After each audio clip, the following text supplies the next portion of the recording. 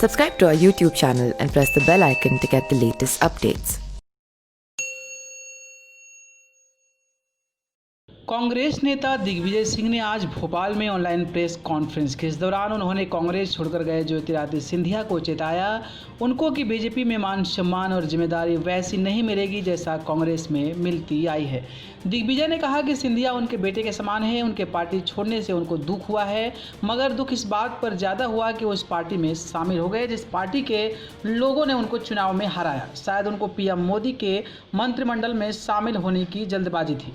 दिग्विजय सिंह ने जोर देकर कहा, सिंधिया जब कांग्रेस में थे तो मुरैना से मंदसौर तक अपने कार्यकर्ताओं को पद देते और दिलवाते थे, मगर अब ऐसा नहीं होगा क्योंकि बीजेपी में राजनेताओं की ही नहीं संघ की चलती है। उनको आने वाले दिनों में पार्टी और सरकार में उनको कोई पद और सम्मान मिलेगा मुझे नहीं लगता। कांग्रेस की ओर से राज्यसभा का चुनाव लड़ रहे दिग्विजय ने कहा, गुजरात में जिस तरीके से कांग्रेस विधायकों की खरीद फरोख्त हुई वैसा एमपी में नहीं होगा क्योंकि हमारे प्रदेश के विधायक लालची नहीं है।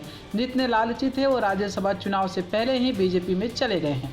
प्रदेश में आने वाले दिनों में 24 विधानसभा में उपचुनाव होने हैं।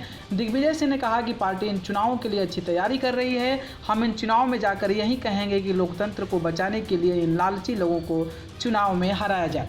पूर्व मुख्यमंत्री कमलनाथ से अपने रिश्तों के बारे में दिग्विजय सिंह ने कहा कि उनसे रिश्ते 40 साल पुराने हैं। उन्होंने कहा कि कमलनाथ उनके मित्र और भाई जैसे हैं। बहुत लोगों ने हम दोनों में दरार डालने की कोशिश की है। हमारे बीच कभी संवादहीनता नहीं रही और ना ही है। वो मेरे शानदार दोस्त हैं, वो दोस्ती निभाने वाले शख्स भी हैं।